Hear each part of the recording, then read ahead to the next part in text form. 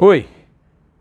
Eu continuo achando que a votação na Câmara dos Deputados, no plenário desta quarta-feira, uma longa votação com muito debate inútil, mas um debate necessário na democracia, teve um resultado espetacular. 379 a 131, né? Muito mais do que os 308 necessários para a aprovação de uma emenda, de um projeto de emenda constitucional, uma PEC. É um momento histórico porque há, primeiro, um casamento, um conúbio entre o que os representantes do povo decidiram e o que o povo pensa. Hoje é muito claro que a reforma da Previdência não é mais um tabu, não é mais algo impopular. Ao contrário, o povo, a sociedade brasileira tem consciência da necessidade de achar um jeito de equilibrar as contas públicas. Agora, nada foi resolvido do ponto de vista da economia.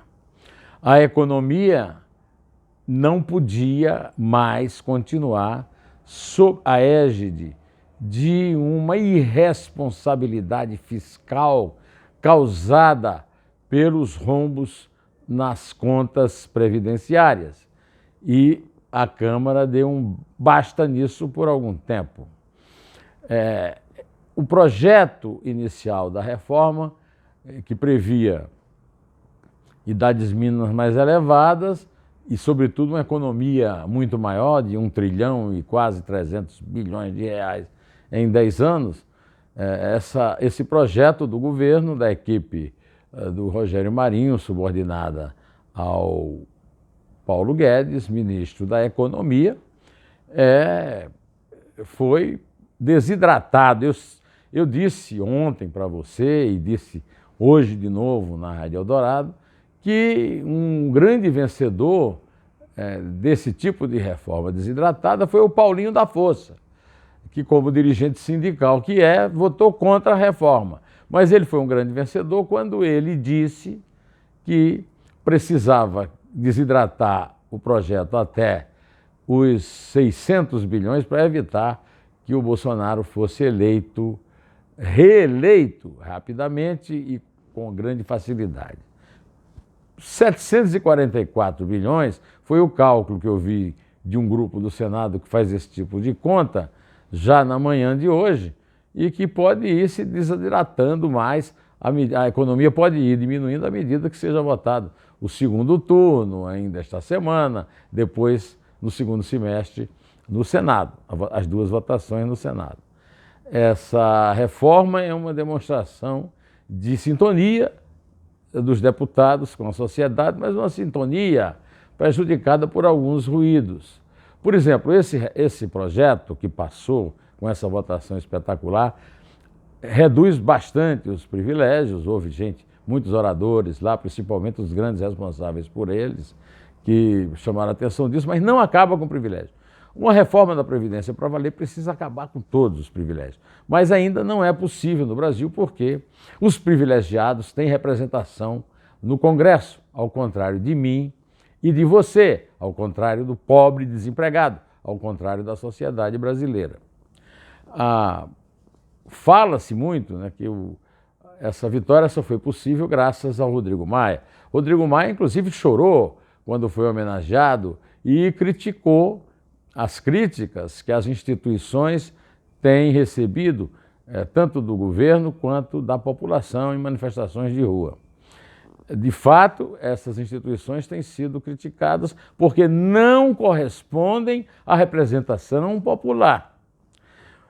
A Câmara dos Deputados, eu escrevi um artigo que saiu ontem no Jornal Estado de São Paulo, mostrando que existe um vício matemático de representação, que é o fato de que, desde a democracia ultraliberal de 46, passando pelo regime militar, chegando à Constituição, que Ulisses dizia que era cidadã, mas eu chamo de malandrinha, chegaram aí uma matemática de bancadas infame.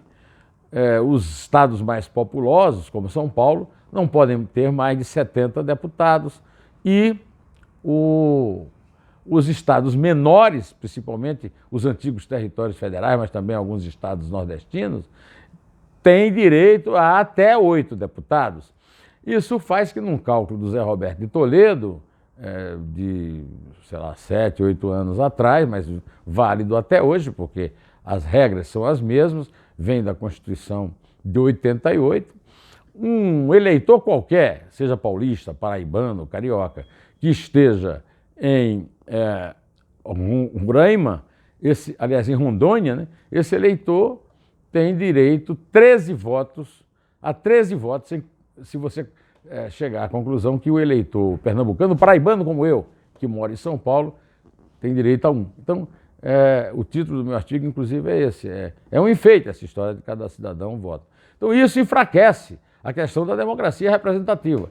Pode até ser uma democracia, há controvérsias, mas representativa não é. Quem realmente representa alguma coisa do voto direto do cidadão, da vontade da sociedade, são os mandatários, os chefes de poderes executivos, prefeitos, governadores e o presidente da República, que são eleitos em eleição direta. Pois bem, esses têm que enfrentar o poder do Congresso. Isso tudo foi estabelecido por um Congresso Constituinte. Fala-se muito na Constituição, a Constituição foi feita por um Congresso, ou seja, quem fez a Constituição foi eleito congressista, tem direito à reeleição permanente. Falam até hoje que o Fernando Henrique comprou uma reeleição, né? Pois é, e os deputados que têm reeleição perene podem se reeleger até o fim da vida e depois, quando envelhecem, elege a mulher, os filhos e tal, que também têm direito à reeleição perene. Então, são esses deputados eleitos desse jeito que têm direito a foro privilegiado que endeusaram o Rodrigo Maia como grande artífice. E realmente foi, ele foi o grande artífice da negociação que tornou possível isso. Palmas para ele, agradecemos muito. Agora eu quero lhe dizer o seguinte, eu tive a intenção de vir nesse vídeo falar do futuro político do Brasil depois da reforma da Previdência. Eu duvido que o Rodrigo Maia tenha algum futuro, como agora está pretendendo ser uma espécie de primeiro-ministro de um semi-parlamentarismo, né? Olha, a população brasileira, ainda um dia desse, o ex-ministro da Justiça, Zé Paulo Cavalcante Filho, lembrou num artigo no Jornal do Comércio, que eu comentei aqui, já rejeitou 2 vezes o parlamentarismo. A população brasileira quer presidencialismo. Agora, não pode ser um presidencialismo sem Congresso, só que o Congresso precisa ser escolhido de uma forma que represente melhor e mais a sociedade brasileira. Isso nós vamos precisar de uma constituinte exclusiva, como que é o professor Modesto Carvalhosa. Mas até chegar lá, nós precisamos contar com a pressão popular, com o povo na rua, porque foi a pressão popular que permitiu esse avanço. Esse avanço talvez chegue aí a uns 7 anos, daqui a uns 7 anos vamos precisar de outra reforma da Previdência. Pode escrever aí. Pois é, de qualquer maneira, é melhor do que deixar o Brasil quebrar, né?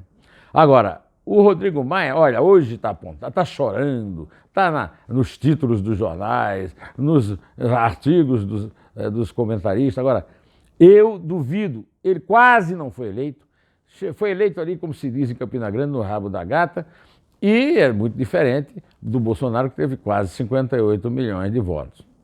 O futuro do Bolsonaro não depende da reforma da Previdência, mas de um possível efeito dela, que é uma melhoria na economia. Quer dizer, cada vez mais o Bolsonaro depende dos seus 2 ministros chaves. O ministro da Economia, Paulo Guedes, e o ministro da Justiça e da Segurança Pública, Sérgio Moro, porque a população precisa muito do sucesso do programa contra a corrupção e anticrime do Sérgio Moro. Quer dizer, o Bolsonaro é o grande vencedor da sessão da Câmara ontem, apesar dela ter sido articulada de verdade pelo Rodrigo Maia, só que essa vitória só poderá ser... É como se ele tivesse ganho um campeonato, mas só vai receber o troféu quando não tiver mais um número de desempregados absurdo que tem agora e quando a economia destravar. Para isso, o governo vai ter que tomar atitudes, além da reforma da Previdência, agora, atitudes que não poderia tomar se a reforma da Previdência não tivesse passado. Uma coisa que isso aí então é um futuro dependente. Uma coisa que eu tenho certeza de um futuro que não tem mais jeito é o futuro do PT. O PT deixou de ser Partido dos Trabalhadores e passou a ser a perda total. O PT está apostando na perda total. O PT que eu, você, todo brasileiro, mesmo que o Bolsonaro não governe para nós, precisamos do sucesso do governo Bolsonaro, porque não queremos mais uma crise. Esse Congresso aí, que não representa, já derrubou o Collor, já derrubou a Dilma, já perdoou o Temer de forma absurda. Agora é um Congresso que já também o PT está isolado nele. O PT tem, olha que coisa contraditória, né? O PT tem a maior bancada na Câmara e perdeu essas votações vergonhosamente, não apresentou um projeto alternativo e deixou claro, na sessão de ontem, ficou claro que o PT não faz mais apenas a narrativa da reforma cruel e desumana e impopular, o que é mentira, como demonstrou bem o Kim Kataguiri. O PT faz o jogo do desastre, do fracasso do governo, seja ele quem for, de que partido for, que não for ele. É o partido da perda total. Esse partido, felizmente, parece fora do jogo decisivo do Brasil, mas isso não é tudo. Então, eu espero que tenha contribuído com um raciocínio seu a respeito do futuro próximo, depois da vitória na reforma da Previdência. Vou ficando por aqui e amanhã eu volto. Direto ao assunto, em pé, e só a verdade nos salvará.